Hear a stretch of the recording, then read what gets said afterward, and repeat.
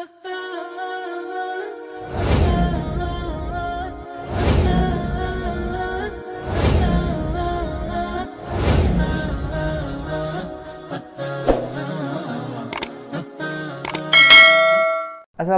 warahmatullahi wabarakatuh. Hai guys, thank you banget buat teman-teman yang udah klik video ini. Semoga teman-teman dalam keadaan sehat dan tidak kurang suatu apapun. Baik lagi sama gue, Irfan Siregar di AMB Story, Make Sure the Stories.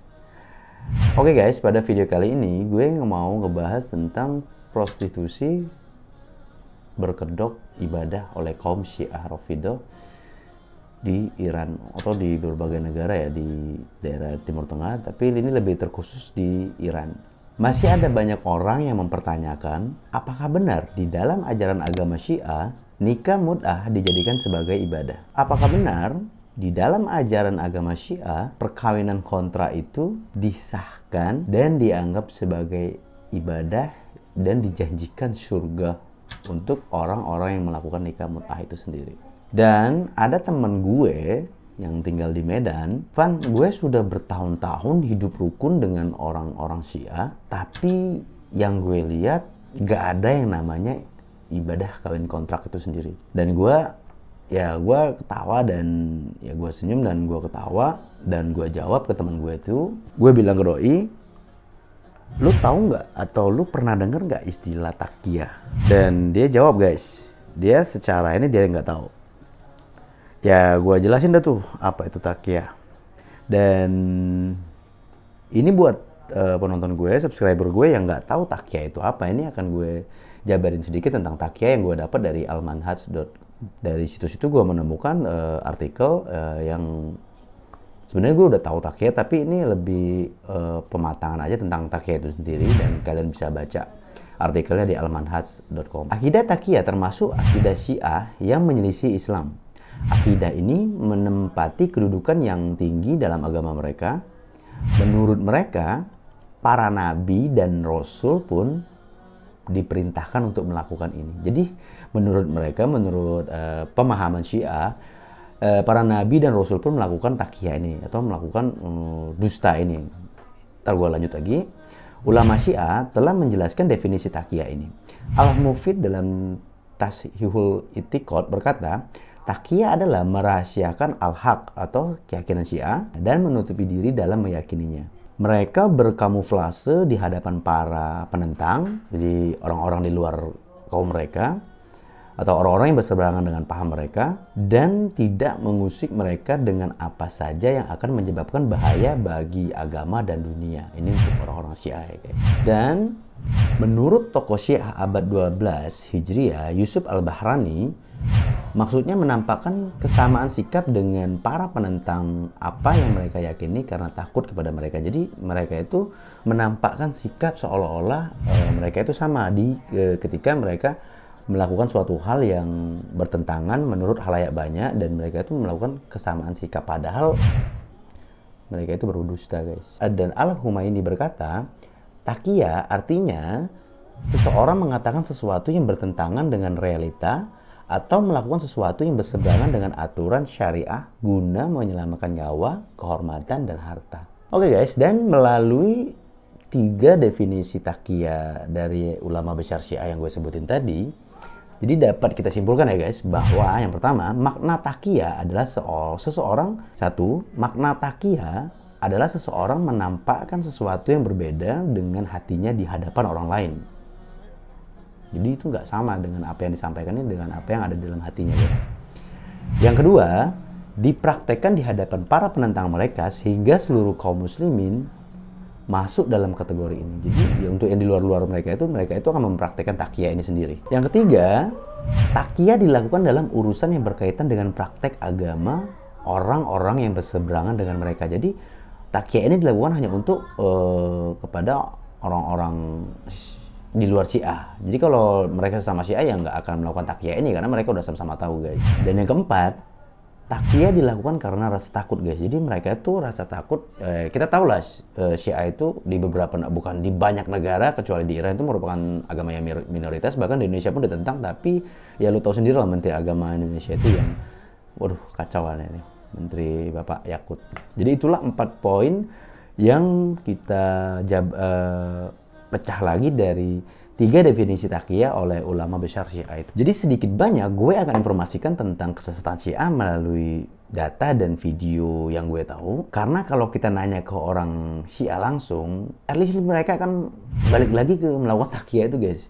Jadi nggak bakal ketemu ketika orang Sunni atau orang di luar Syiah menanyakan tentang praktik-praktik ibadah Syiah itu, nggak bakal sulit banget untuk mereka untuk tidak melakukan taqiyya. Karena itu merupakan suatu hal yang menurut mereka itu dibolehkan atau dihalalkan. Bahkan prinsip mereka itu ya udah taqiyya aja untuk menyelamatkan atau lebih selamat lah intinya untuk kaum Syiah terhadap para penentang-penentang Syiah sendiri.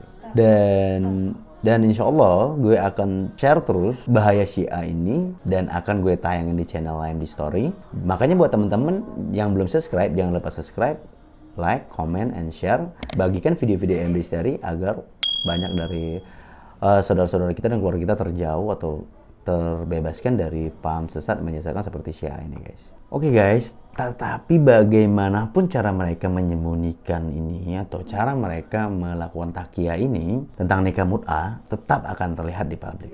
Dan beberapa tahun lalu ada sebuah dialog dan diskusi ilmiah antara ulama Ahlussunnah wal Jamaah dengan tokoh ternama umat Syiah Indonesia yang bernama Bapak Husain Shahab. Dan dalam perdebatan itu, Bapak Husain Shahab, salah satu tokoh Syiah ini, membenarkan adanya ajaran nikah mut'ah di dalam Syiah dan dihalalkan.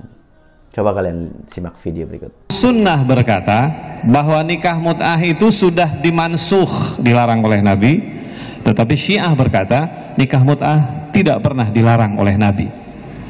Dan karena itu sampai sekarang Syiah berkata nikah mut'ah boleh. Gimana? Kalian sudah nonton videonya? Salah satu tokoh Syiah di Indonesia membenarkan bahwa di dalam ajaran agama Syiah pernikahan mut'ah itu dihalalkan. Sebenarnya, guys, Ali bin Abi Thalib itu sebenarnya mengharamkan nikah mut'ah ini.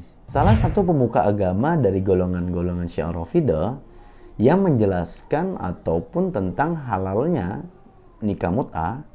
Ketika ditanya apakah Anda mau anaknya dinikahi mut'ah, pasti jawabannya tidak, guys. Coba kalian tonton video berikut.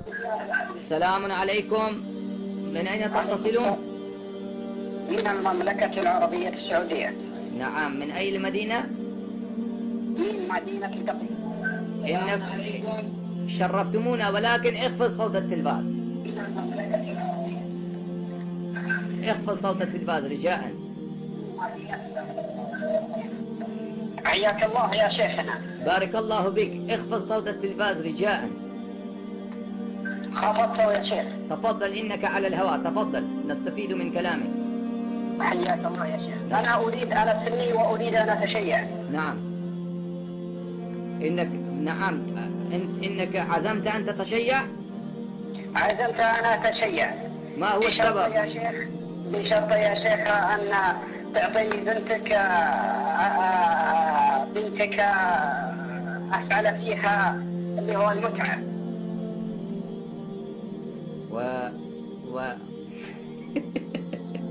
ما رأيك يا شيخ؟ هل تعتقد إنك أتيتني بحجة قاطعة؟ Oke, guys, gimana? Kalian udah dengar sendiri videonya? Lucu ya, bukan lucu. Geli kalau kalian nontonnya. Jelas sekali bahwa pernikahan mut'ah itu merugikan orang tua, guys. Semua orang tua yang waras akal dan pandangannya tentang agama pasti nggak mau anak wanitanya atau anak perempuannya dinikahi mut'ah oleh siapapun. Dan selain itu merendahkan harkat dan martabat perempuan, yang pasti nggak mau lah orang tua. Orang tua mana yang mau anaknya dinikah kontrak oleh orang, ya guys. Selain agama Islam yang melarang hal tersebut, undang-undang di negara kita, di negara Republik Indonesia juga melarang perkawinan kontrak ini. Karena dianggap menodai kesucian pernikahan itu sendiri, guys. Pernikahan mut'ah ini sebenarnya dianggap sama saja seperti prostitusi atau perdagangan manusia, guys. Tapi kalau di negara-negara yang memang pemimpinnya adalah seorang yang Syiah dan pemerintahannya itu melakukan atau menerapkan sistem agama Syiah seperti di negara Iran, itu sudah hal biasa pernikahan mut'ah. Makanya kita gampang sekali menemukan video dari pernikahan mut'ah di YouTube yang berasal dari negara Iran. Contohnya video berikut. Jijik nggak lo? Apa lu suka nontonnya? Ya karena memang mereka anggap ibadah dan itu diperbolehkan oleh aturan negara mereka, ya jadinya ya biasa-biasa aja guys. Bahkan untuk kaum kelas atasnya, para pengikut Syiah itu mengadakan acara-acara yang mewah guys. Cek video berikut.